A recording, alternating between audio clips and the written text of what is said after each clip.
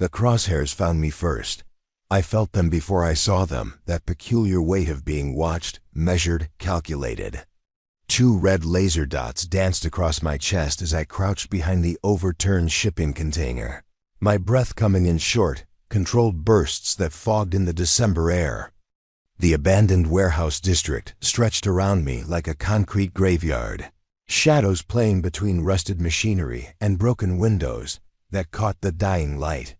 Maya-chan, a voice echoed through a megaphone, distorted and cold. Former Marine sniper, current ... disappointment. I pressed my back harder against the cold metal, feeling the familiar weight of my rifle in my hands. A custom Remington 700 that had never failed me in 12 years of service. Then 3 years of trying to forget what service had cost me. The voice belonged to Marcus Webb, CIA operative, arms dealer, and the man who'd just offered me $50,000 to be target practice for his training exercise. What he hadn't told me was that I wasn't supposed to survive it. "You have 30 seconds to show yourself," Webb's voice continued. "My students need realistic moving targets. Don't make this harder than it needs to be." Students, plural, I counted. At least 6 different positions based on the laser scatter, but something felt wrong about the mathematics. The angles were too precise, too coordinated. This wasn't a training exercise. This was an execution disguised as one. I closed my eyes and let my training take over. Breath control, heart rate down. Focus on what I could control. The 17 rounds left in my magazine, the spare clips on my belt, and the growing certainty that Marcus Webb had made the last mistake of his life. The first shot came from my 2 o'clock, high and right. Amateur mistake, rushing the shot instead of waiting for the perfect moment. I rolled left as concrete exploded where my head had been, came up in a combat crouch, and acquired my first target through my scope. Young man, maybe 25, expensive tactical gear, but nervous hands. He was already adjusting for a follow-up shot when my bullet found him. Clean through the scope, through his right eye, and judging by the spray pattern against the wall behind him, through the back of his skull. But that's when the impossible happened. My bullet didn't stop. Through the scope of my rifle, in that crystalline moment of perfect clarity that every sniper knows, I watched my .308 round continue its trajectory.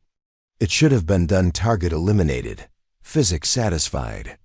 Instead, I watched in disbelief as the same bullet maintained its path and punched through the scope of a second shooter positioned 40 yards behind and 15 degrees to the left of my first target. 2 kills, 1 bullet. Both through their scopes. The warehouse fell silent except for the sound of 2 bodies hitting concrete and the distant hum of traffic on the interstate. Even Webb's megaphone had gone quiet. I stared through my own scope, trying to process what I'd just witnessed. Bullets don't change direction mid-flight. They don't seek out secondary targets. They certainly don't thread the needle through 2 different scopes with the precision of a master seamstress working with steel and death. But I had seen it happen. More importantly, I had felt it happen, a strange tugging sensation behind my eyes, as if something had reached out from my mind and guided the bullet home, twice. "Jesus Christ," someone whispered from the shadows. "Did you see that?" "Impossible," another voice replied. "Nobody's that good." I wasn't that good, not even close. I was competent, reliable, capable of making shots that most people only dreamed about, but what I'd just done belonged in the realm of fantasy novels and video games, not in the cold reality of lead and gunpowder. Webb's voice cut through my confusion. "Abort. Abort now. Get out of there." Footsteps echoed through the warehouse as the remaining shooters abandoned their positions. I stayed crouched, listening to them retreat, trying to understand what had just changed. Webb had set me up to die, but something had gone very wrong with his plan, or very right with mine. Preparing and narrating this type of story took us long efforts and hard work. So if you are enjoying this story, please consider subscribing to our channel. I waited until the sound of car engines faded into the distance before emerging from behind the shipping container. The warehouse felt different, now charged with possibility and danger in equal measure. 2 bodies lay in spreading pools of blood, and I approached them with the caution of someone who just discovered that the laws of physics might be more flexible than she'd previously believed. The first shooter had been killed instantly. My bullet had entered through his scope's rear lens, traveled through the optical assembly, and continued through his eye socket with the precision of a surgical laser. But it was the second body that made my hands shake. 40 yards away, positioned at an angle that should have made any connecting shot geometrically impossible, lay another young man with an identical wound. The trajectory didn't make sense. I pulled out my phone and used its camera to record the scene, documenting angles and distances with the thoroughness that had made me valuable to the Marines. The math was wrong. All of it. Unless ... I closed my eyes and tried to recall that moment of impossible clarity. The feeling had been subtle, like flexing a muscle I'd never known existed. Something behind my eyes, a pressure that had built and released just as I'd squeezed the trigger. For just an instant, it had felt as if I could see not just where my bullet was going, but where I wanted it to go. My phone rang, the sound sharp and unwelcome in the warehouse silence.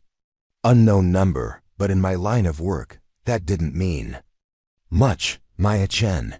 I kept my voice steady, professional. Miss Chen, this is Dr. Sarah Winters from the Brookhaven Research Institute. I believe you've just experienced something quite extraordinary. I said nothing, letting the silence stretch. In my experience, the person who spoke first usually revealed more than they intended. A .308 round traveling through 2 scopes simultaneously, Dr. Winters continued. Both targets at different elevations and angles. Quite impossible under normal circumstances. I don't know what you're talking about. Of course you don't. Just as you don't know why Marcus Webb suddenly ordered his people to retreat instead of completing their mission, or why 3 other government agencies are currently racing to this location. Through the warehouse's broken windows, I could see the distant glow of approaching headlights. Multiple vehicles moving fast. Dr. Winters was right. I was about to have company. What do you want? I asked. To offer you a choice before someone else makes it for you.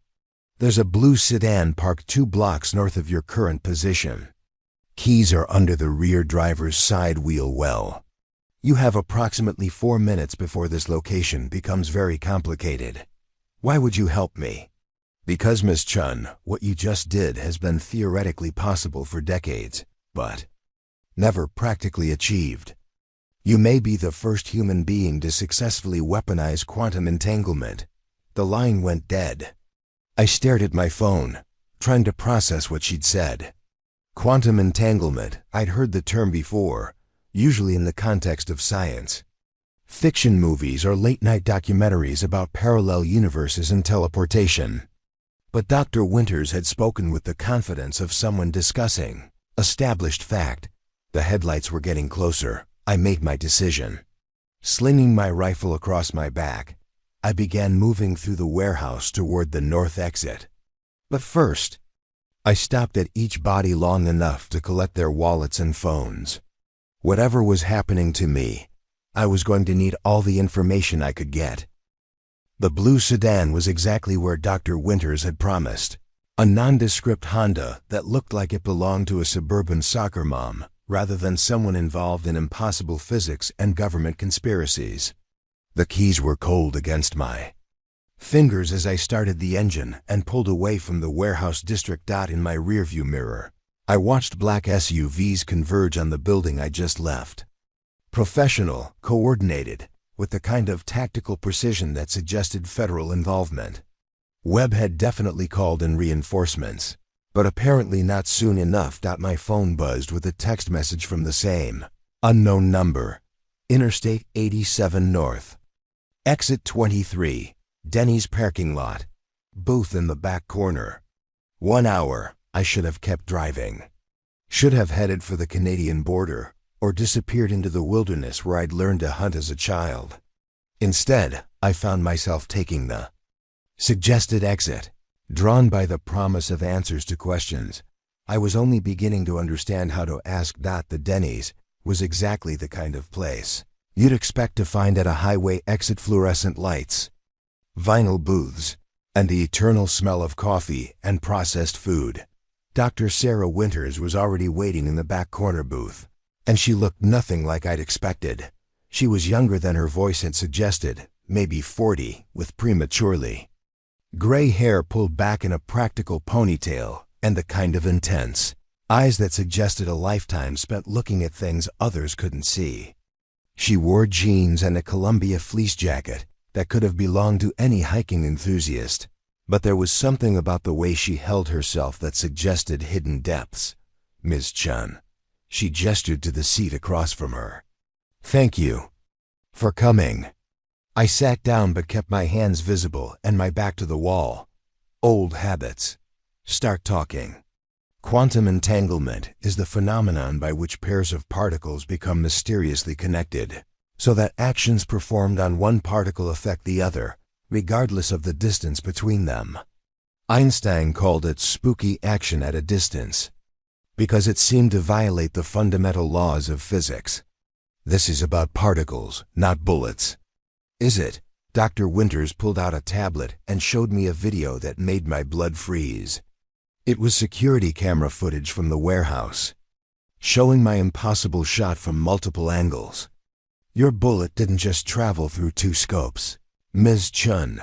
According to our analysis, it actually existed in 2 places simultaneously before converging on both targets." I watched the video replay in slow motion. There was something unsettling about seeing myself from this perspective. The way I moved with purpose and precision, even while doing something that shouldn't have been possible. "How did you get this footage?" "We've been monitoring Marcus Webb's activities for months. The man has been selling advanced weapons to terrorist organizations while claiming to run legitimate training programs. Today was supposed to be a demonstration of his newest acquisition. I'm not a weapon, aren't you?" Dr. Winters paused the video at the moment of impact. "Webb paid you $50,000 to be target practice, but what he really wanted was to see if the rumors about you were true. There have been whispers in certain circle stories about a former Marine sniper whose bullets seemed to bend the rules of physics." I remembered the feeling from earlier, that strange pressure behind my eyes. "What rumors?" "Afghanistan 2018. 3 confirmed kills with impossible trajectories. Your commanding officer buried the reports because they made no sense. Then Syria 2019. A terrorist leader eliminated from a position that offered no line of sight to the target. Again, the reports disappeared. The memories came flooding back. Shots I'd made that felt guided by something beyond training or skill. Moments when I'd trusted instinct over mathematics and been rewarded with success that defied explanation. I'd always attributed it to luck or superior equipment. "Even if what you're suggesting is true," I said, "what does it have to do with quantum entanglement?" "Everything." Dr. Winters leaned forward. "The human brain is essentially a quantum computer, processing information through networks of neurons that operate on principles we're only beginning to understand. Most people's brains function within normal parameters, but occasionally vary. Rarely someone develops the ability to extend their consciousness beyond the boundaries of their physical body." "You're talking about psychic powers."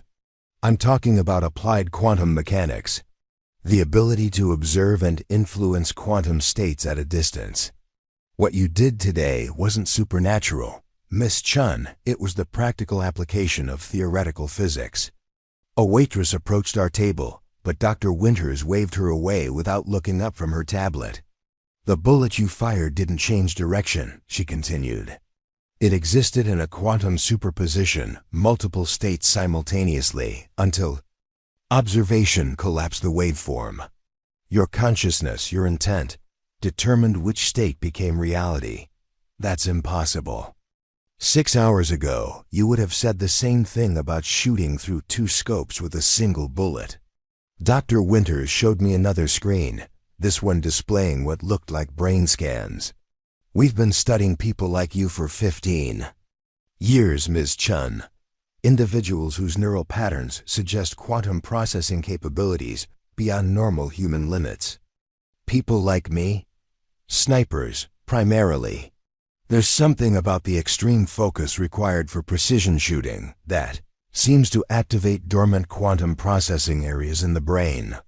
The meditation-like state, the single-pointed concentration it creates the perfect conditions for consciousness to extend beyond normal boundaries. I studied the brain scans, noting the unusual activity patterns in regions I couldn't identify. The images were beautiful in their complexity, like abstract art painted in electric blues and yellows. How many others? We've identified 17 individuals worldwide with similar capabilities. Most don't understand what they can do. Some refuse to believe it. Others ...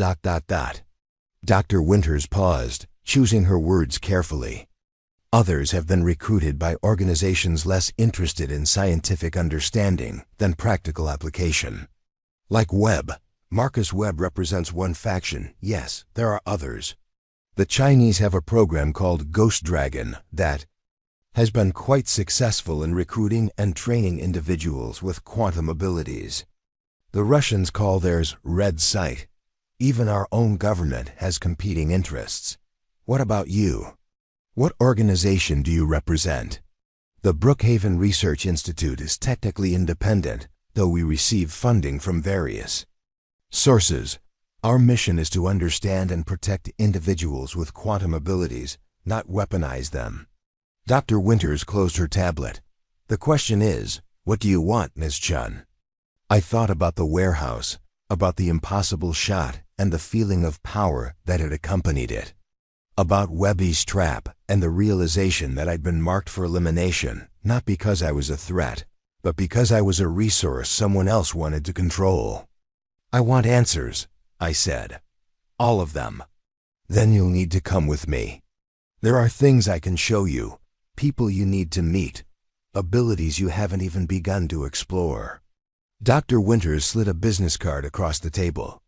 But I should warn you, once you go down this path, there's no going back to your old life. I looked at the card. Simple white stock with black text. Dr. Sarah Winters, Quantum Consciousness Research Division, Brookhaven Research Institute. Below that, an address in upstate New York and a phone number. What makes you think I want to go back to my old life? Because 3 hours ago, you were living quietly in a 1-bedroom apartment in Albany, working part-time at a gun range and trying to drink away your nightmares about Kandahar. The quiet life has its appeal. She was right about the drinking, wrong about it helping with the nightmares. The people who came after me today won't give up. No, they won't. Webb's employers have invested too much in this program to walk away now. They'll keep coming until they either recruit you or eliminate you as a threat.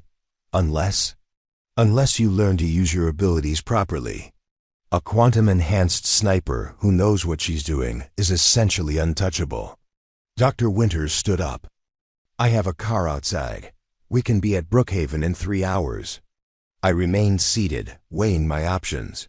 The smart play was to disappear, change my identity, start over somewhere far from the people who wanted to use me as a weapon. But the feeling from the warehouse lingered, that sense of power and possibility that came with doing something genuinely impossible. What did you mean when you said there were abilities I haven't explored? Dr. Winters smiled for the first time since I'd met her. Distance is just one limitation you've overcome. There are others: time, matter, probability itself. With proper training, a quantum-enhanced consciousness can influence reality in ways that seem like magic. Show me. Dr. Winters reached into her pocket and pulled out a quarter. She placed it on the table between us, then closed her eyes and took a deep breath. For a moment, nothing happened. Then, slowly, the quarter began to spin without anyone touching. It wasn't a trick or sleight of hand. I watched carefully, looking for hidden strings or magnetic devices, but found nothing. The quarter simply spun, defying gravity and friction, powered by nothing more than Dr. Winter's focused attention. Quantum manipulation of probability, she explained, opening her eyes. The quarter wants to fall, gravity demands it. But quantum uncertainty means there's always a small probability it will keep spinning. I simply make that improbable state more likely to occur. The quarter slowed and fell flat on the table with a small clink that seemed unnaturally loud in the diner's ambient noise. How long did it take you to learn that? 2 years of intensive training. But you have natural abilities that took me 5 years to develop. With your base talent and our resources, you could be doing things like this within weeks. I picked up the quarter, feeling its ordinary weight and texture. Nothing special about it, except that it had just defied physics at the suggestion of a woman I'd met an hour ago. The people you mentioned, the other 17 with similar abilities, where are they now? Some work for various government agencies. Others have chosen to live quietly, using their abilities in small ways. A sniper who never misses. A pool player who always makes impossible shots. A surgeon whose patients heal faster than they should. A few have joined us at Brookhaven. And the others? Dr. Winter's expression grew somber. Missing. Presumed recruited by hostile organizations. Or dead. The weight of that statement settled over our conversation like a heavy blanket. I was already marked, already a target. The only question was whether I'd face whatever was coming with power or without it. Tell me about Brookhaven.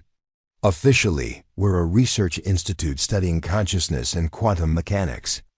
Unofficially, we're a training ground for people like you individuals who can bridge the gap between mind and matter. We have facilities for developing your abilities, instructors who understand what you're going through, and most importantly, protection from the people who want to use you. In exchange for your cooperation with our research. Help us understand how quantum consciousness works, and we'll help you master it. No one will own you, no one will force you to kill for them, and no one will treat you as target practice. Through the diner's windows, I could see headlights in the parking lot. 3 black SUVs, just like the ones that had converged on the warehouse. Webb had found us. Decision time, Miss Chun. I stood up, automatically checking the position of my rifle and calculating sight lines through the diner's interior. Old habits died hard, but new abilities offered possibilities I was only beginning to understand. How many people in those vehicles? Dr. Winters glanced out the window without apparent concern.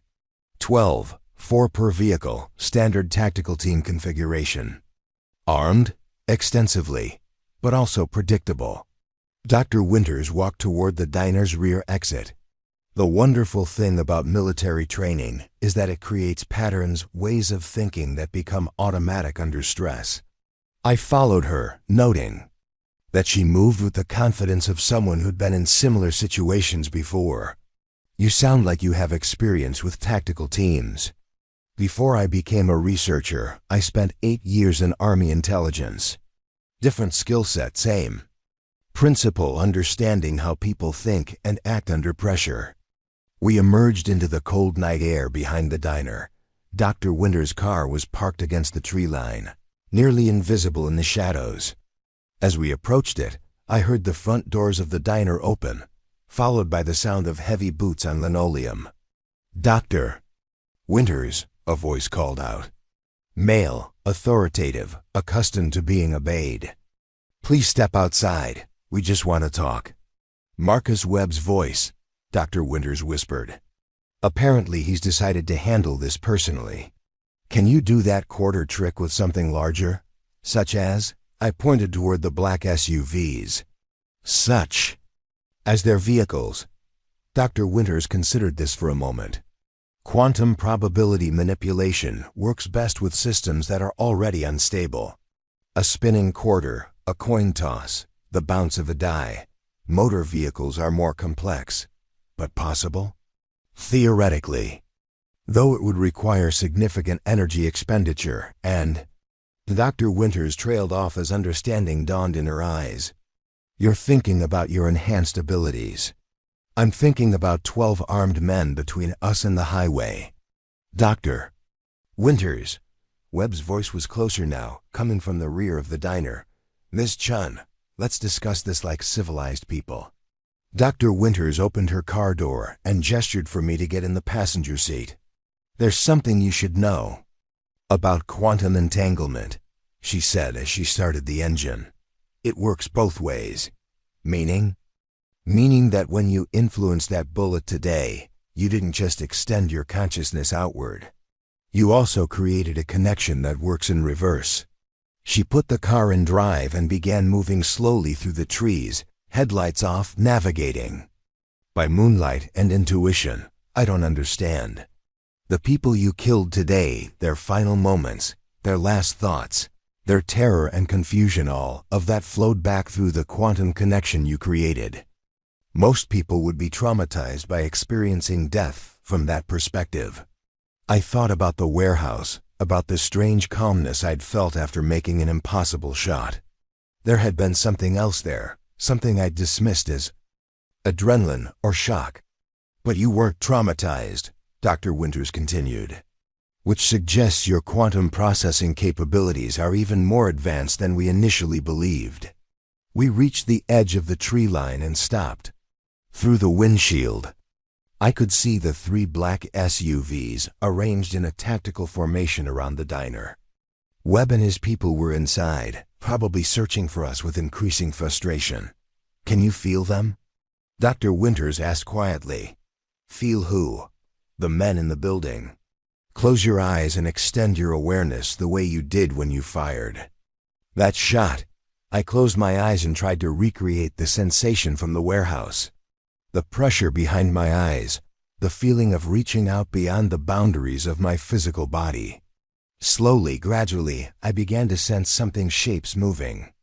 Through the diner, tension and frustration radiating from multiple sources. I can sense them, I whispered. 12 people, just like you said. They're angry and confused. Good. Now, can you influence them the way you influenced your bullet? I focused harder, trying to extend that strange quantum awareness toward the men searching the diner. The pressure behind my eyes intensified, and suddenly I could feel more than just their presence. I could sense their thoughts, their emotions, their immediate intentions. Webb was angry and worried.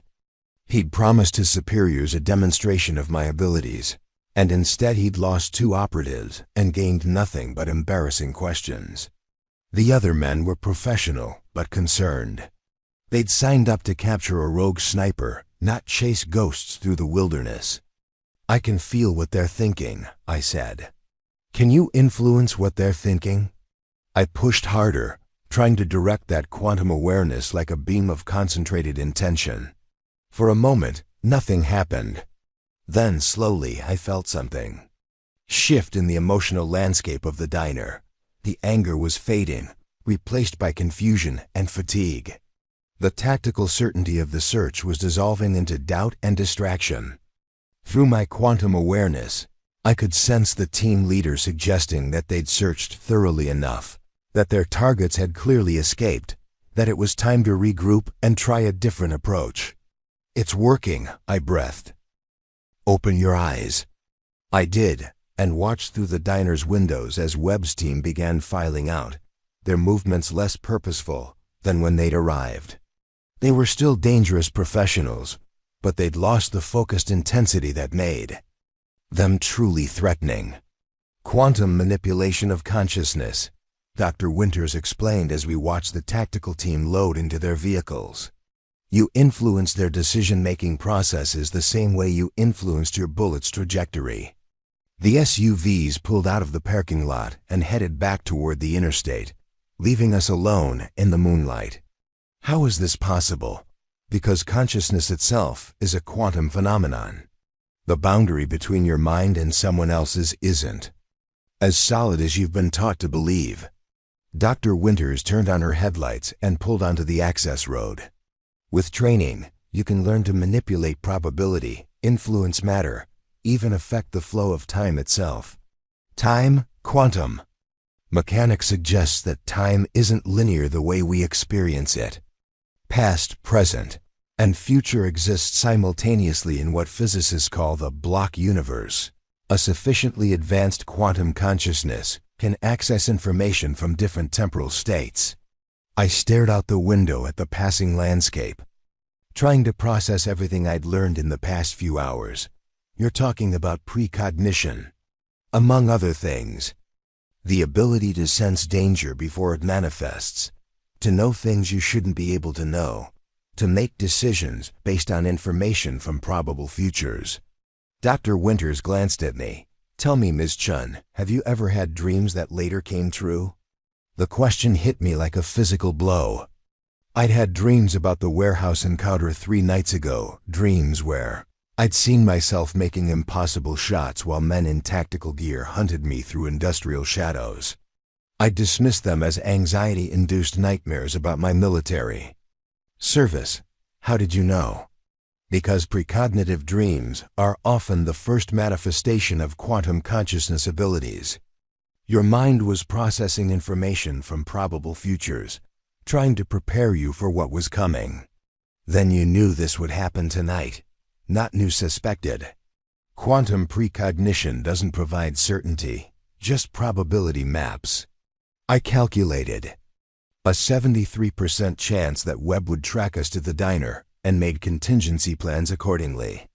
We drove in silence for several miles, both lost in our own thoughts. The highway stretched ahead of us like a ribbon of possibilities, each exit representing a different choice, a different future. Dr. Winters, I finally said, what aren't you telling me? Many things. But the most important is this: what you did today will be noticed. Not just by Webb and his employers, but by every government agency and private organization that monitors for unusual phenomena.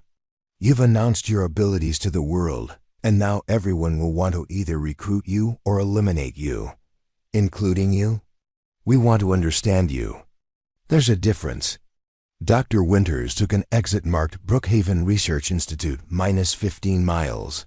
But I won't lie to you. The knowledge we gain from studying your abilities could potentially be used for military applications. The difference is that we'll ask for your consent and give you control over how that knowledge is applied. And if I refuse to cooperate, then you're free to leave.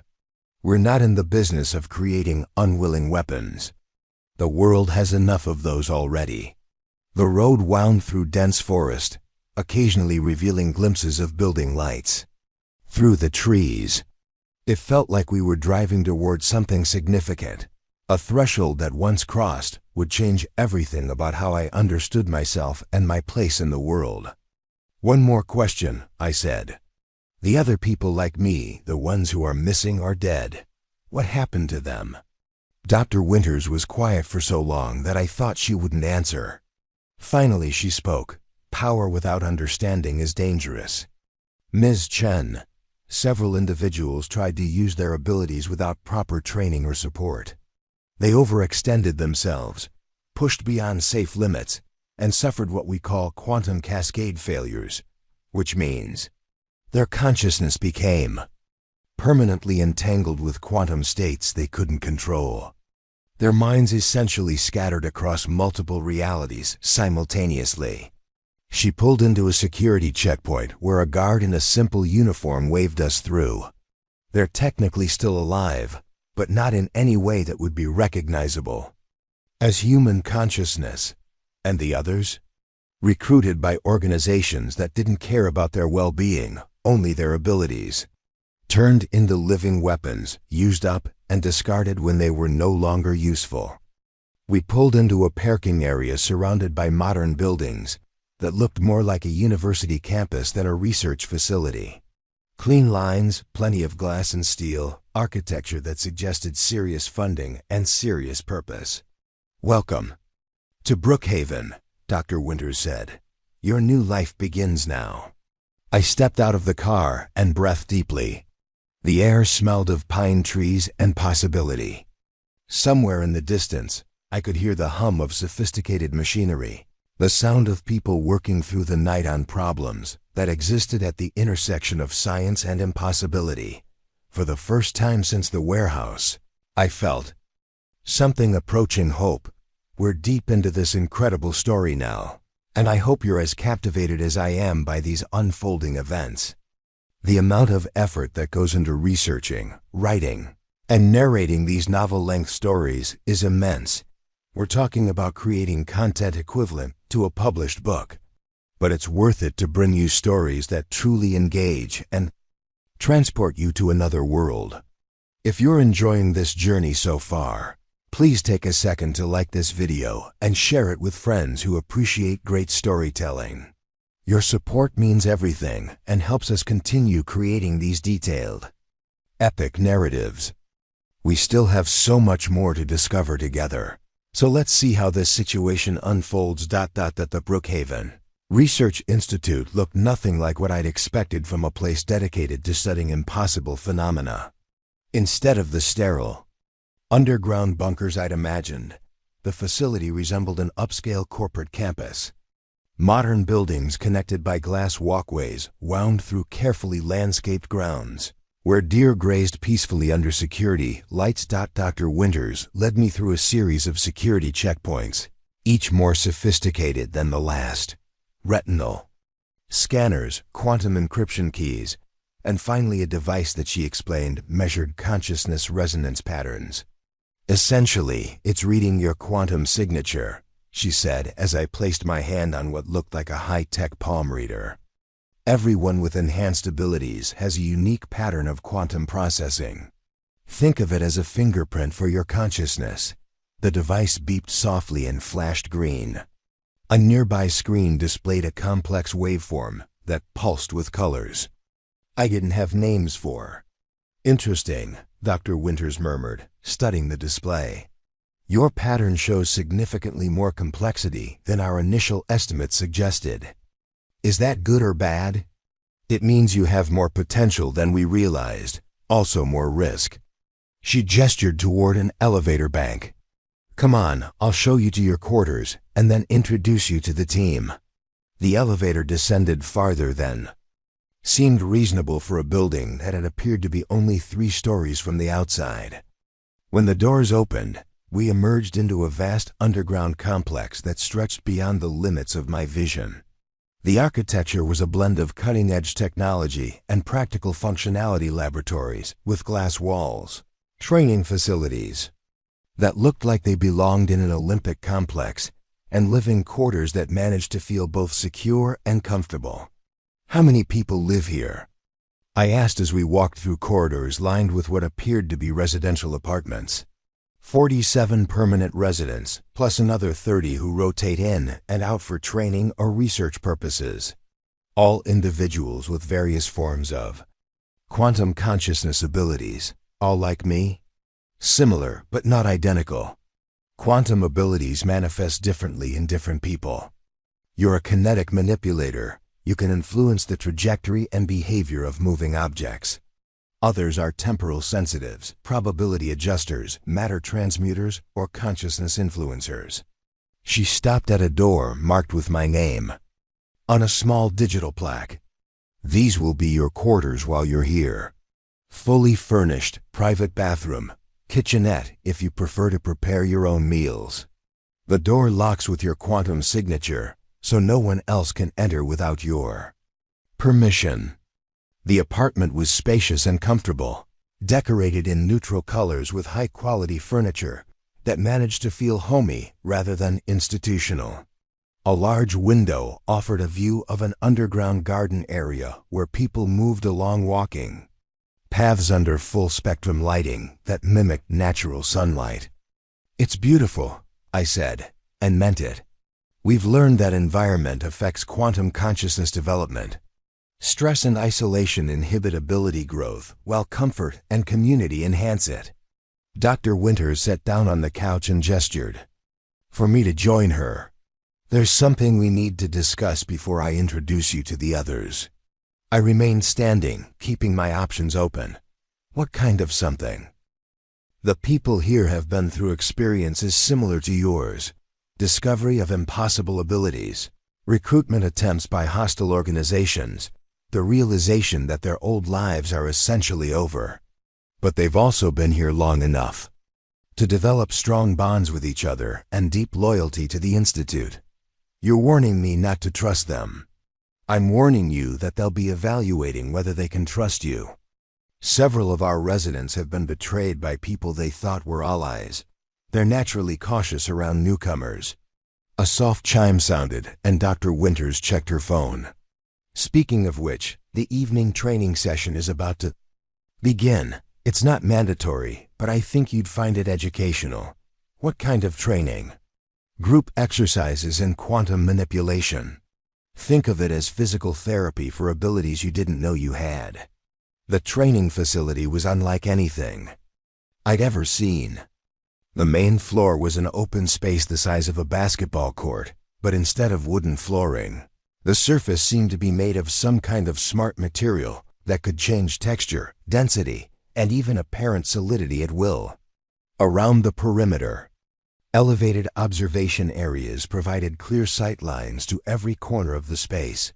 About 20 people were already present, ranging in age from early 20s to late 50s.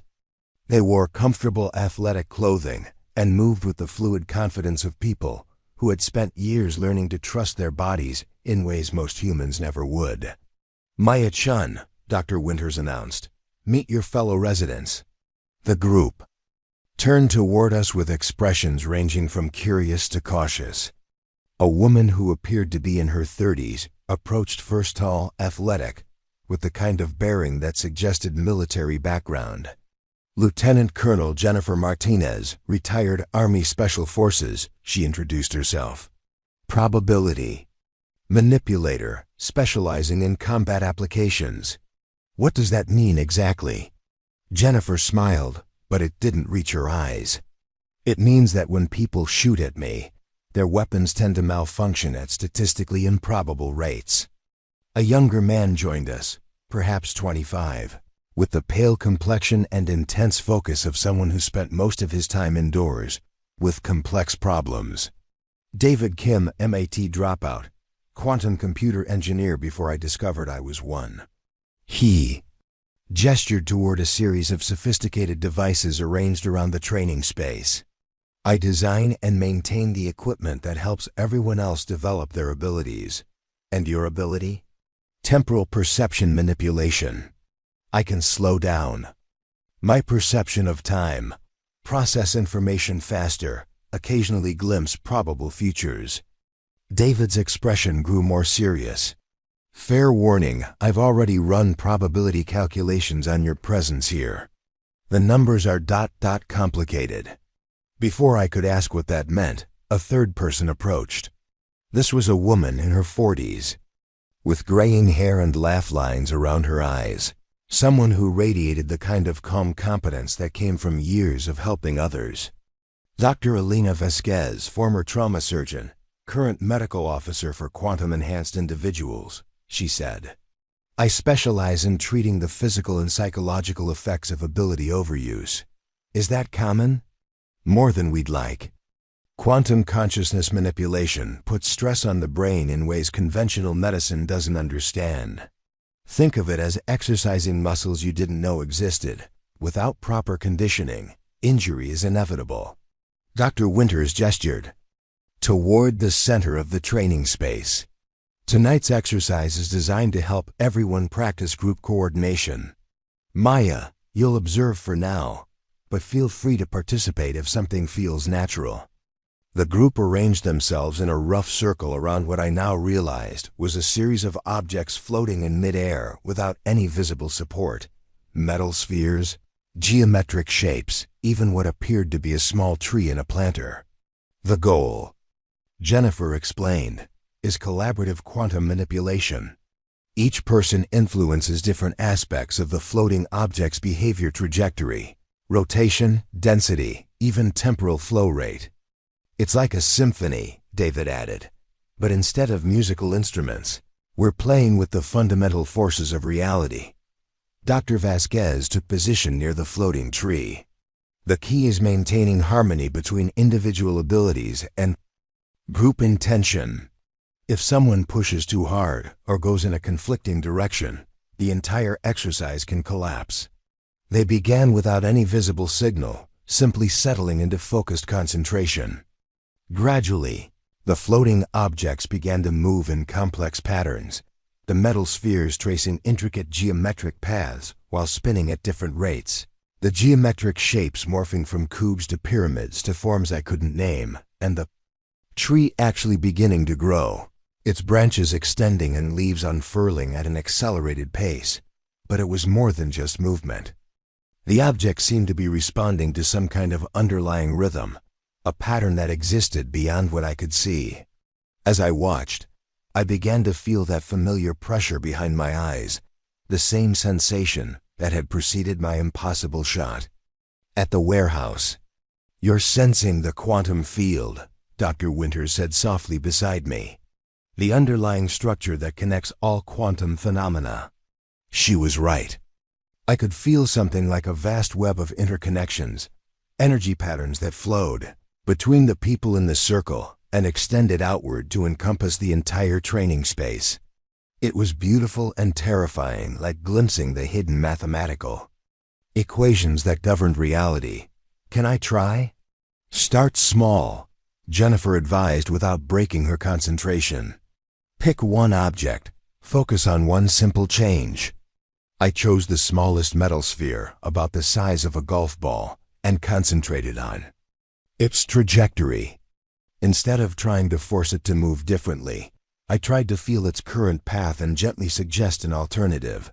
The sphere wobbled slightly, then began tracing a figure-8 pattern that complemented the movements of the other objects. "Good," Dr. Vasquez said. "Now try to maintain that while sensing what the others are doing." I expanded my awareness, trying to feel the quantum patterns that the group was creating together. It was like learning to hear harmony after a lifetime of only recognizing melody. Suddenly I could perceive layers of interaction and influence that had been invisible before. The exercise continued for another 20 minutes, with the floating objects performing increasingly complex choreography that seemed to bend the laws of physics in subtle but unmistakable ways. When the group finally released their concentration, the objects settled gently to the floor with a soft chiming sound that resonated in frequencies I felt more than heard.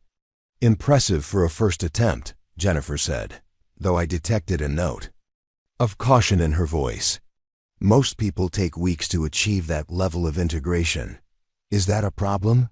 Not necessarily. But rapid ability development can be dangerous without proper understanding of the underlying principles." David was studying readings on a handheld device that looked like a cross between a smartphone and a medical scanner. "Her quantum resonance patterns show remarkable stability," he reported. "But there are some unusual harmonics I haven't seen before." "Unusual how?" Dr. Winters asked. "Most quantum-enhanced individuals show resonance in specific frequency ranges, corresponding to their primary abilities. Maya's readings show activity across a much broader spectrum." Dr. Vasquez frowned at the data. "That could indicate multiple ability types manifesting simultaneously, or ... Or, I prompted. "Or it could suggest that your quantum consciousness is interfacing with reality in ways we haven't encountered before." The group began dispersing, some heading toward what appeared to be a social area where comfortable seating was arranged around a large fireplace, others moving toward the residential sections. Jennifer lingered, studying me with the analytical gaze of someone accustomed to evaluating potential threats and assets. "Walk with me," she said finally. We left the training facility and entered one of the glass walkways that connected different sections of the underground complex. Through the transparent walls, I could see into laboratories where researchers worked with equipment I couldn't identify, and meeting rooms where people engaged in intense discussions over displays filled with equations and diagrams. "Dr. Winters told you about the others like us who went missing or died," Jennifer said. "Some of them What she probably didn't mention is that 3 of those casualties were people I trained personally. Good people, talented individuals who thought they understood their abilities well enough to operate independently. We stopped at an observation deck that looked out over the main laboratory complex. Scientists in white coats moved between workstations, where holographic displays showed 3-dimensional models of atomic structures and quantum field interactions. The first was Marcus Thompson, a former Navy SEAL who could manipulate electromagnetic fields. He thought he could take on a Chinese quantum warfare team single-handedly. We found pieces of him scattered across 6 dimensions. 6 dimensions? When you overextend your quantum consciousness, reality stops being a reliable concept. Marcus tried to manipulate more energy than his mind could process, and his consciousness essentially exploded across multiple parallel realities. Jennifer leaned against the railing, her expression distant. The second was Sarah Liu, a brilliant woman who could influence probability with mathematical precision. She got recruited by a private military contractor who promised her a fortune to eliminate a terrorist cell. The job went wrong. She pushed too hard trying to save her teammates, and suffered what Dr. Vasquez calls quantum cascade failure, which means her mind became permanently entangled with quantum probability states. She's technically still alive, but her consciousness is distributed across millions of potential realities simultaneously. Sometimes she can communicate for a few seconds, but mostly she experiences all possible versions of every moment at once. The weight of that description settled over me like a cold blanket. What happened to the third person? Rebecca Martinez, my sister, actually. She had abilities similar to yours, kinetic manipulation with unusual precision. She thought she could infiltrate a Russian facility, eliminate their quantum warfare researchers, and escape before anyone knew she'd been there. Jennifer's voice grew quieter. The Russians were expecting her. They developed a weapon specifically designed to overload quantum consciousness, something called a reality anchor, that locks enhanced individuals into a single quantum state. Rebecca's abilities stopped working just as she was surrounded by hostile forces. How do you know all this? Because I was monitoring her mission remotely through quantum entanglement protocols we developed for team operations. I felt her panic, her confusion when her abilities suddenly failed, and then Jennifer closed her eyes. I experienced her death from the inside. We stood in silence for several minutes, watching the researchers work below us. Their dedication was evident in the way they moved, the intense focus they brought to problems that existed at the very boundaries of human understanding. "Why are you telling me this?" I finally asked. "Because you're powerful, Maya. More powerful than any of us realized when Dr. Winters first contacted you. That makes you valuable to organizations that see enhanced individuals as weapons rather than people. And you think I'll make the same mistakes your friends did? I think you'll be tempted to use your abilities to solve problems that can't be solved through quantum manipulation alone." Jennifer turned to face me directly. The warehouse. Today, that was impressive, but it was also reckless. You announced your capabilities to everyone monitoring quantum phenomena worldwide. Dr. Winters already explained that. Did she explain that we've detected at least 7 different organizations actively hunting for you right now? Chinese intelligence, Russian Special Projects Division, 3 different American agencies that aren't supposed to exist, and 2 private military contractors who specialize in enhanced individual recruitment. The number was higher than I'd expected. How long before they find this place? They won't. Brookhaven exists in a state of quantum uncertainty. It's simultaneously here and not here until observed directly. Anyone trying to locate us from outside experiences what David calls perception drift. Their awareness simply slides past us without registering our presence. That's impossible. 6 months ago, you would have said the same thing about shooting through 2 scopes with a single bullet. Jennifer had a point. I was beginning to realize that my definition of impossible needed constant updating. There's something else, she continued. David's probability calculations about your presence here, the ones he mentioned earlier, they show a significant chance that your arrival will trigger events that threaten everyone at Brookhaven. What kind of events? That's the problem. With probability analysis involving quantum-enhanced individuals, the act of observation changes the outcomes we're trying to predict. David can tell us that something significant is likely to happen, but not what or when or how to prevent it. We began walking back toward the residential section, passing through areas where off-duty residents engaged in normal human activities, reading, playing chess, having conversations that probably would have seemed ordinary if you didn't know that the participants could manipulate reality with their thoughts. Jennifer, I said as we approached my quarters, if this place is so safe, why are you all still here? Why not go back to your old lives once you've learned to control your abilities? She paused at my door, considering the question. Because there aren't any old lives to go back to. The moment you discover you can do impossible things, everything else becomes insufficient. The ordinary world feels flat, colorless, like a photograph compared to a living painting. That sounds like addiction. Maybe it is. Or maybe it's evolution. Maybe we're becoming something more than human, and the transition is naturally unsettling. Jennifer smiled sadly. Either way, we're past the point of no return. The question is whether we become something better or something monstrous. She left me at my door with that unsettling thought. I entered my apartment and stood at the window, looking out at the underground garden where a few residents walked.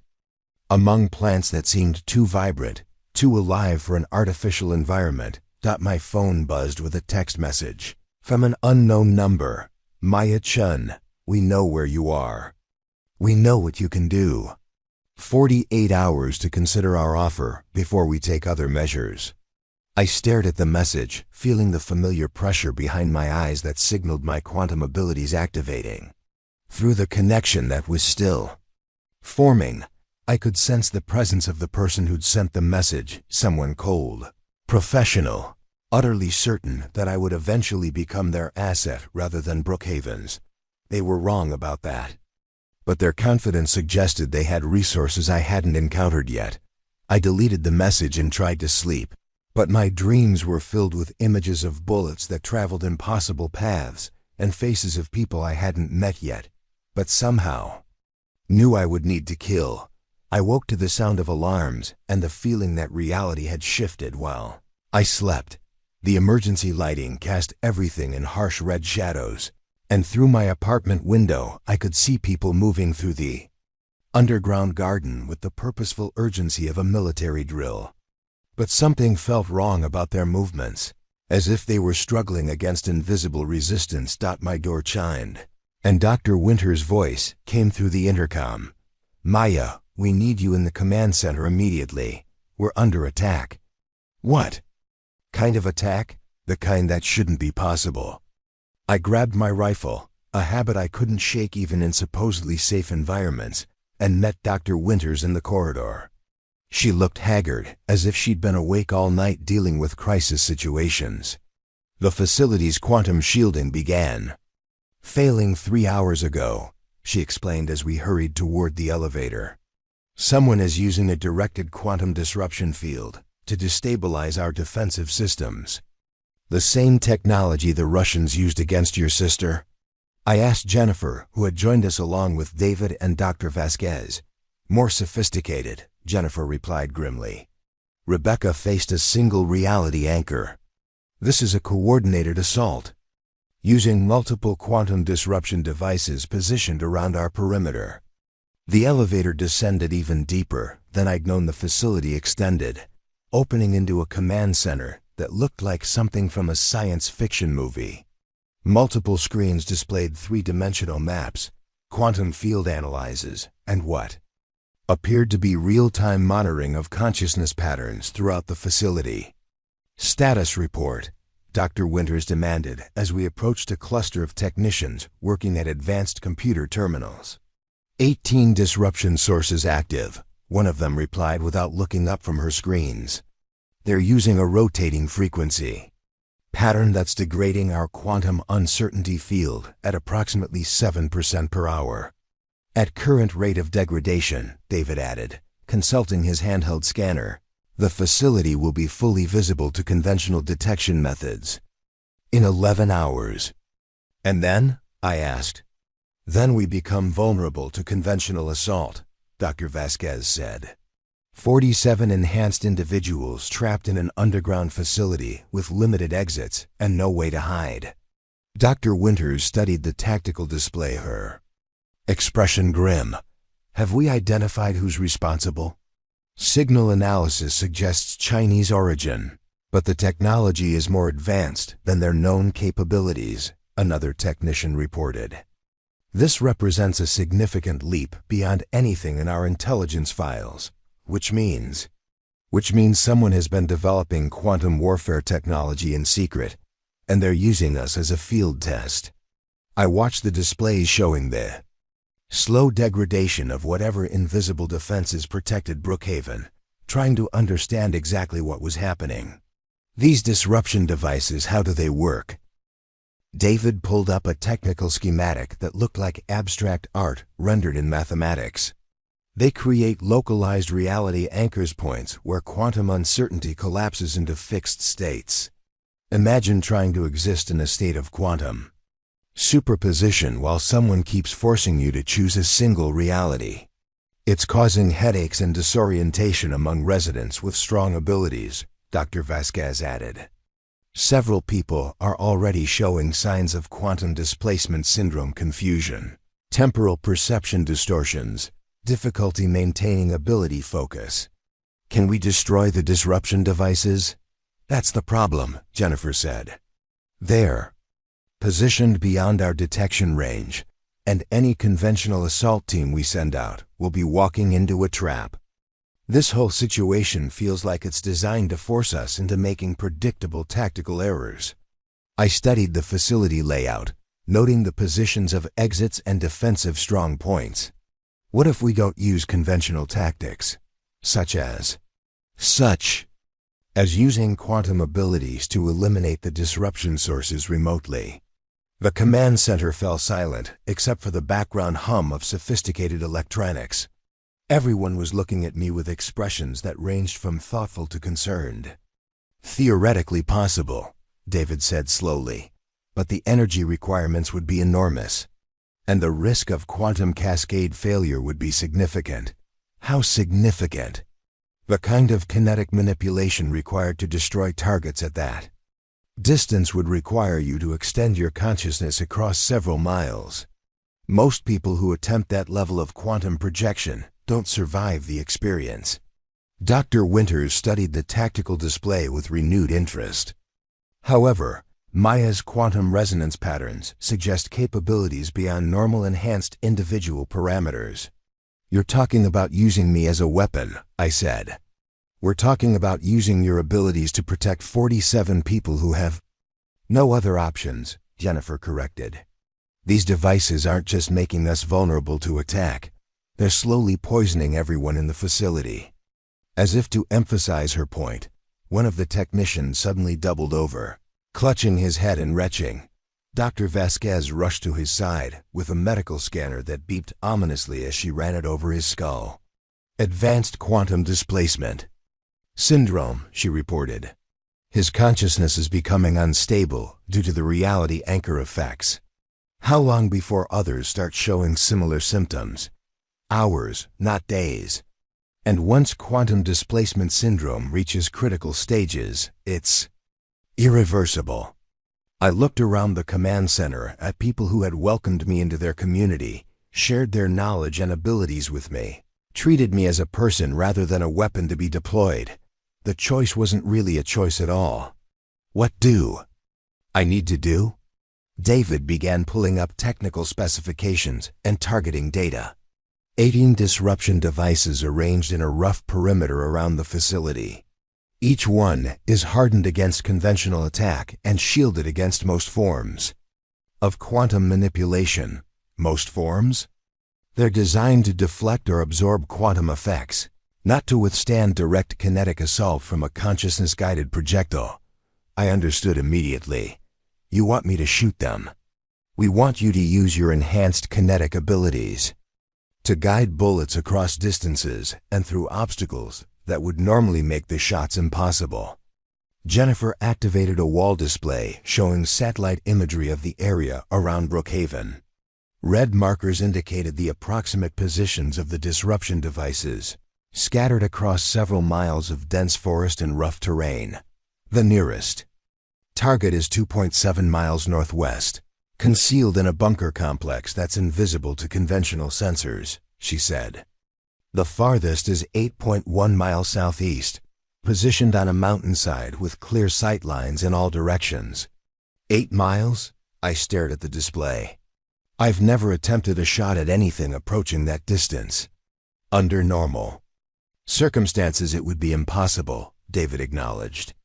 But your quantum abilities don't follow normal ballistic rules.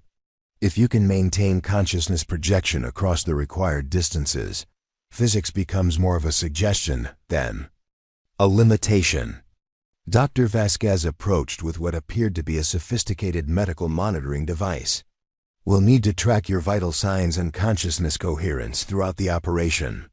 If you start showing signs of quantum overextension, we'll abort immediately. And if that happens, then we evacuate as many people as possible and hope the attackers are interested in capture rather than elimination. Another technician stumbled and collapsed, his quantum displacement syndrome progressing rapidly. Dr. Vasquez divided her attention between monitoring equipment and providing medical support, but I could see the strain in her expression. How long do I have to make this decision? The disruption field is accelerating, Dr. Winters said, studying the real-time degradation readings. If you're going to attempt this, it needs to be now. I thought about the warehouse, about the impossible shot that had revealed abilities I didn't understand. Then I thought about Marcus Thompson scattered across 6 dimensions, Sarah Lou experiencing all possible realities simultaneously, and Rebecca Martinez dying alone when her abilities failed at the worst possible moment. I'll need my rifle and enough ammunition for at least 20 shots, I said. Already prepared, Jennifer said, gesturing toward a weapons case I hadn't noticed before. Custom loads designed specifically for quantum-enhanced kinetic manipulation. I opened the case and found my Remington 700, cleaned and modified with equipment I didn't recognize. The ammunition was unlike anything I'd seen, bullets that seemed to shimmer with internal light in cartridges, marked with symbols that looked more like mathematical equations than manufacturing codes. Quantum-active ammunition, David explained. The bullets are designed to maintain quantum coherence across extended distances and to interface more effectively with consciousness-guided manipulation. Will they work? According to our theoretical models, yes. According to practical experience. He shrugged. You'll be the first person to test them under actual combat conditions. I loaded the modified rifle, feeling the familiar weight and balance of a weapon I'd trusted with my life countless times. But the ammunition felt different, heavier somehow, as if each bullet carried more potential energy than conventional rounds. Where do I take the shots from? The facility's surface access point, Dr. Winters said. It's a camouflaged observation post that will give you clear sight lines to most of the target areas. And for the targets that don't have clear sight lines, that's where your quantum abilities will be essential. The bullets will need to travel through solid matter, around obstacles, even through quantum interference fields. We took another elevator, this one rising through levels I hadn't known existed. When it finally stopped, we emerged into what appeared to be a sophisticated sniper's nest, built into a natural rock formation. Multiple firing positions offered different angles and sight lines, while advanced optics and targeting systems provided information about wind, humidity, and atmospheric conditions. But it was the quantum monitoring equipment that impressed me most. Displays showing real-time analysis of quantum field conditions, consciousness coherence readings, and probability. Calculations for successful target engagement. The first target, Jennifer said, highlighting a position on the tactical display. Bunker complex, 2.7 miles northwest. Thick concrete shielding, but intelligence suggests the disruption device is positioned near a ventilation shaft. I settled into position behind my rifle, adjusting the scope and checking the weapon's balance. Through the optics, I could see the target area, a section of forest that looked completely natural, but registered on quantum sensors as an artificial structure. Maya, Dr. Vasquez said, attaching monitoring sensors to my temples. If you experience any disorientation, difficulty focusing, or sensation of your consciousness becoming untethered, stop immediately. How will I know if I'm overextending? You'll feel like you're falling through infinite space while your body dissolves into probability clouds. I took a deep breath and settled into the meditative focus that had made me an effective sniper. But instead of simply calculating ballistics and environmental factors, I also reached out with my quantum awareness, trying to sense the target. Beyond the limits of normal perception, the pressure behind my eyes intensified, and gradually I began to perceive more than what my rifle's scope could show me. The bunker complex became visible as a three-dimensional structure, and within it, I could sense the disruption device, a sophisticated piece of technology that radiated quantum interference like heat from a furnace. I squeezed the trigger. Bullet left the barrel with a sound unlike any I'd heard before, not just the crack of a rifle shot, but something that resonated in frequencies I felt rather than heard. Through my expanded consciousness, I followed its trajectory as it traveled not just through space, but through probability states and quantum fields. 2.7 miles away, my bullet punched through concrete, steel, and sophisticated shielding. Before finding the disruption device's central processor, the explosion was visible through my scope as a brief flare of light, and immediately the quantum monitoring equipment registered a reduction in interference levels. Target 1 eliminated, David reported. Disruption field strength down 8%, but I barely heard him. The experience of guiding a bullet across impossible distances while maintaining consciousness projection had been unlike anything I'd experienced before. For a moment, I had existed simultaneously at the firing position and at the target, perceiving reality from multiple perspectives at once. Status? Dr. Vasquez asked, checking her monitoring equipment. I'm okay, I said, though I wasn't entirely certain that was true. Next target. Target 2, 3.4 miles east. Positioned on a radio tower, but surrounded by quantum interference fields designed to confuse targeting systems. I adjusted my position and acquired the new target through my scope. This one was more challenging. The disruption device was smaller, better concealed, and protected by energy fields that made direct observation difficult. But my quantum awareness was stronger now. Enhanced by the success of the first shot, I could perceive the target not just as a physical object, but as a disturbance in the quantum field that surrounded us all. The second shot was even more complex, the bullet's path bending around interference fields and compensating for gravitational effects that shouldn't have been significant at that distance. But somehow, impossibly, it found its target. Target 2 eliminated. Disruption field down another 9%. By the fourth target, I was beginning to understand the true scope of my abilities. Each shot required not just physical skill, but mental projection across distances that should have been beyond human consciousness.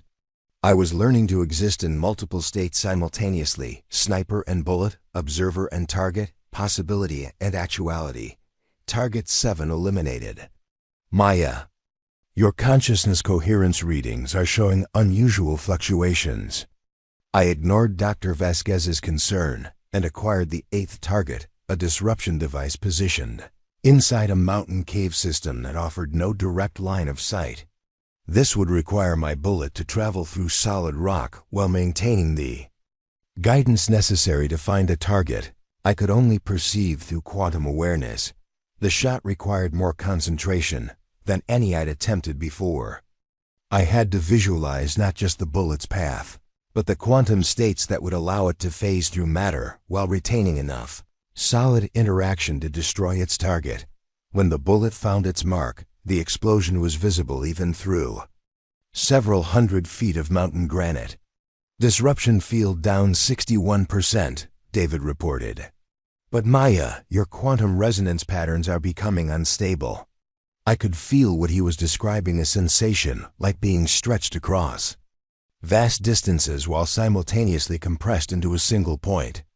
My consciousness felt thin, diffused, as if it were trying to exist in too many places at once. How many more targets? 10 remaining, but given your current readings... I can handle 10 more shots. Maya, Dr. Winter's voice carried a note of command. Your consciousness coherence is approaching dangerous levels. We should consider alternative approaches. Through the scope, I could see the 9th target, another mountain position. This one 8 miles away and protected by multiple layers of quantum shielding. It would be the most challenging shot yet, requiring my consciousness to project farther than any human awareness had ever extended. No alternatives, I said, and squeezed the trigger. This time, the bullet's journey took me with it. I experienced the flight from inside the projectile, watching the world blur past at impossible speeds, while my consciousness rode the quantum wave that carried it forward. Through mountain passes, around gravitational anomalies, past detection systems that couldn't track something that existed in multiple states simultaneously. When the bullet struck its target, I felt the explosion from the inside, not just the physical destruction of the disruption device, but the collapse of quantum fields and the release of enormous amounts of contained energy. I found myself back in the sniper's nest, but something had changed. The world looked different, colors were more vivid. Sounds carried harmonics I'd never noticed before, and I could perceive quantum fields as visible phenomena. Target 9 eliminated, David said, but his voice sounded distant and distorted. Disruption field down to 28%. Maya, you need to stop now. 9 more targets to go. Your consciousness coherence has dropped below safe parameters. If you continue, you risk permanent quantum displacement. I could feel what he was describing.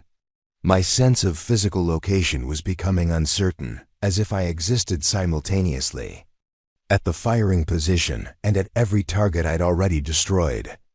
But the remaining disruption devices continued to poison everyone at Brookhaven, and stopping now would only delay the inevitable.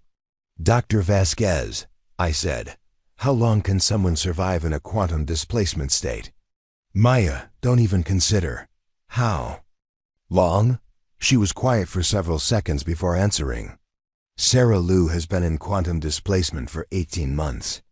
She occasionally achieves enough coherence to communicate, but her consciousness is scattered across millions of probability states. But she's alive, technically. Whether her condition constitutes meaningful existence is a philosophical question. I studied the remaining targets through my scope, calculating distances and angles that no longer seemed to follow normal ballistic rules. 9 more shots to eliminate the threat to everyone at Brookhaven. 9 more opportunities to save the only people who understood what I was becoming. If I don't take these shots, how many people here will die from quantum displacement syndrome? All of them, eventually, Dr. Winters admitted. But Maya, there has to be another way. There isn't. I acquired the 10th target and felt my consciousness stretch across impossible distances once again. But this time, something different happened. Instead of just guiding the bullet, I began to perceive the quantum connections that linked all the disruption devices together, a network of interference patterns that operated as a single, coordinated system. If I could follow those connections... The 10th shot destroyed its target. But more importantly, it gave me access to the quantum network that controlled the entire disruption field. I could feel the electronic pathways, the command signals, the synchronized timing that made the system effective. Maya, your readings are off the charts. You need to come back to normal consciousness immediately. But I was beginning to understand something profound about quantum consciousness and the nature of reality itself. The disruption devices weren't just creating interference, they were imposing a specific interpretation of quantum states, forcing probability waves to collapse in predetermined ways, which meant I could impose my own interpretation instead. Instead of firing individual shots at each remaining target, I extended my consciousness along the quantum network that connected them all. Through that connection, I influenced the probability states of every remaining disruption device. Simultaneously, the result was 8 explosions occurring at exactly the same moment across several miles of mountainous terrain. All targets eliminated. David reported in a voice filled with awe and concern. Disruption field completely neutralized. But I was no longer entirely certain where I was. My consciousness felt distributed across the entire network I'd used to destroy the devices, and returning it to my physical body required effort that felt like swimming upstream against a tide of infinite possibility.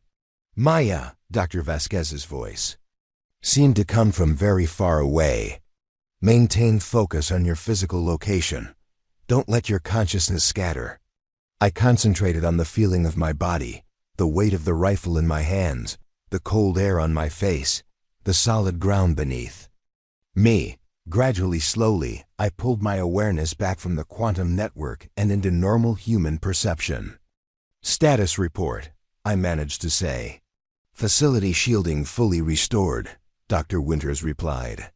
All residents showing rapid improvement in quantum displacement symptoms. And you, Miss Chun, have just demonstrated abilities that rewrite everything. We thought we knew about quantum consciousness manipulation. I tried to stand up and immediately discovered that my legs weren't entirely convinced they existed. Dr. Vasquez steadied me with one hand while checking her monitoring equipment with the other. Your consciousness coherence is stabilizing, but you're showing signs of quantum enhancement rather than displacement, she said. Whatever you did out there, it didn't scatter your awareness, it expanded it. What does that mean? It means, David said, staring at readings that displayed patterns unlike anything in their databases, that you might have just evolved beyond normal human consciousness limitations. Through the observation post's windows, I could see the first hints of dawn breaking over the mountains. Somewhere out there, the people who had attacked Brookhaven were probably trying to understand how their sophisticated quantum warfare system had been destroyed by a single person with a modified rifle. They were going to be very interested in meeting me. Dr. Winters, I said, I think we need to talk about what happens next. She nodded grimly. Yes, we do. Because after what you just accomplished, hiding is no longer an option. You've announced to the world that quantum consciousness can be weaponized in ways no one thought possible. And that means? That means everyone is going to want you, Maya, and they're going to be willing to do anything to get you. Preparing and narrating this type of story took us long efforts and hard work. So if you are enjoying the story, please consider subscribing to our channel. The aftermath of eliminating the disruption field left Brookhaven in a state of controlled chaos. Medical teams worked around the clock treating residents who had suffered quantum displacement syndrome, while technical staff analyzed the wreckage of the attack to understand exactly what they'd faced. I spent the following day in what Dr. Vasquez diplomatically called recovery observation, essentially being monitored every waking moment to ensure my consciousness remained stable after the unprecedented quantum projection I'd performed. Your brain patterns are unlike anything we've recorded, she said, studying the results of my latest scan. Instead of showing signs of quantum exhaustion, your neural networks appear to have developed new pathways optimized for long-range consciousness projection. Is that good or bad? It's evolutionary. Which could be either, depending on whether you can maintain control over your enhanced abilities. Dr. Winters entered the medical facility's monitoring room with the grim expression I was learning to associate with bad news delivered professionally. "We've identified who was behind the attack," she announced. "And the situation is more complicated than we initially believed." She activated a wall display showing intelligence documents marked with security classifications I'd never seen before. The lead document contained a photograph of a man in his 50s with the kind of cold, calculating eyes that belonged to someone who viewed human beings as resources to be managed. General Liu Wei, Director of the People's Liberation Army Strategic Support Force Quantum Warfare Division, Dr. Winters continued. Until recently, he was believed to be focused on developing quantum communication and encryption technologies. And now? Now we know he's been secretly developing quantum-enhanced individuals as military assets. The disruption field attack was a field test of their ability to neutralize facilities like ours. Jennifer joined us, carrying a tactical tablet, displaying real-time satellite imagery. It gets worse. General Liu Wei isn't working alone. We've detected quantum signatures from at least 12 enhanced individuals approaching our perimeter, all moving with military precision. "Enhanced individuals working for the Chinese military?" I asked. "Enhanced individuals who've been conditioned to believe their abilities make them superior to normal humans," Dr. Winters corrected. "Liu Wei's program doesn't just develop quantum consciousness, it weaponizes the psychological changes that come with it." Through the medical facility's reinforced windows, I could see Brookhaven's residents preparing for siege conditions. But there was something different about their movements now, a coordination that went beyond normal human teamwork. "They're unconsciously linking their quantum fields," Dr. Vasquez observed, following my gaze. "Your demonstration yesterday showed everyone what's possible when enhanced individuals work together. Will it be enough? Against 12 military-trained quantum warriors?" Jennifer's expression was grim. "Not unless we level the playing field." Dr. Winters pulled up tactical analyses on her display. "Maya, what you did yesterday proved that quantum consciousness can be expanded far beyond what we thought were safe limits. But you were projecting outward, influencing targets at a distance. And now you want me to project inward. We want you to create a quantum field that encompasses all of Brookhaven's residents, essentially turning the entire facility into a single coordinated consciousness network." The implications hit me immediately. "You're talking about linking 47 enhanced individuals into one collective quantum mind." "Temporarily," Dr. Vasquez emphasized. "Just long enough to coordinate our defenses against Liu Wei's attack force." I thought about the sensation of existing in multiple states simultaneously, the way my consciousness had stretched across impossible distances. The idea of extending that connection to encompass other minds was both terrifying and exhilarating. "What are the risks?" "Quantum cascade failure affecting everyone simultaneously," David said, joining our impromptu war council. "If the collective consciousness becomes unstable, all 47 residents could suffer permanent quantum displacement. And if we don't try, Liu Wei's forces eliminate us one by one, then disappear with whatever technology and research they can salvage." The choice was becoming familiar: risk everything on abilities I barely understood, or watch people I cared about die while I remained safely conventional. "How long do we have?"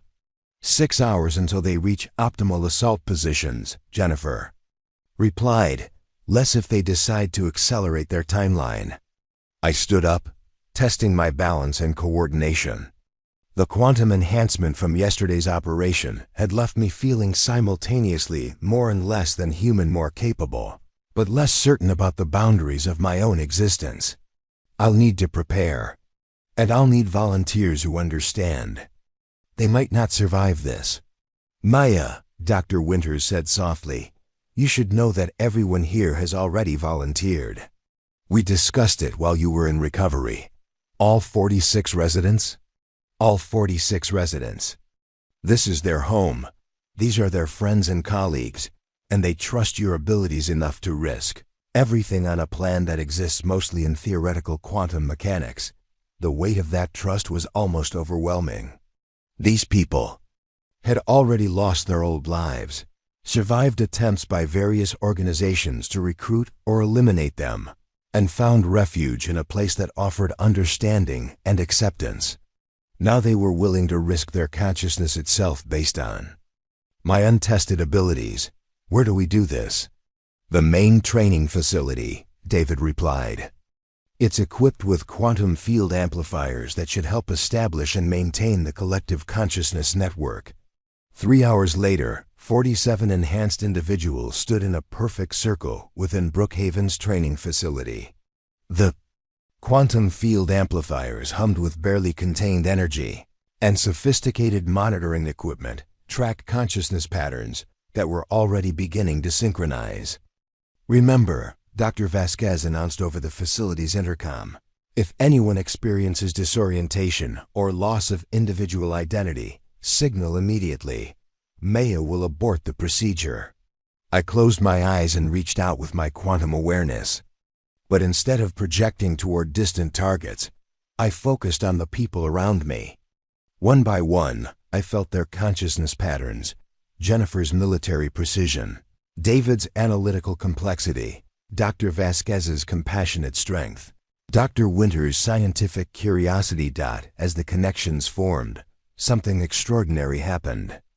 Instead of losing individual identity within a collective mind, each person's unique abilities became enhanced through quantum resonance with the others.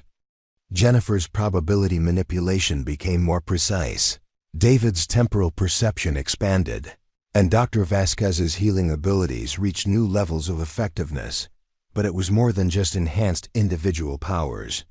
Together, we began to perceive reality itself as a vast quantum system that could be influenced through collective intention. The walls of Brookhaven became permeable to our awareness. The surrounding mountains transformed into extensions of our sensory network, and Liu Wei's approaching assault force became as visible as if they were standing in the same room. 12 enhanced individuals, military trained, advancing in coordinated formation. I reported, though the words felt inadequate to describe the depth of perception we were experiencing. But something's wrong with their quantum signatures. Through our collective awareness, we could sense that Liu Wei's operatives weren't just enhanced, they were damaged. Their quantum consciousness had been forced into rigid military patterns that suppressed creativity, empathy, and individual choice.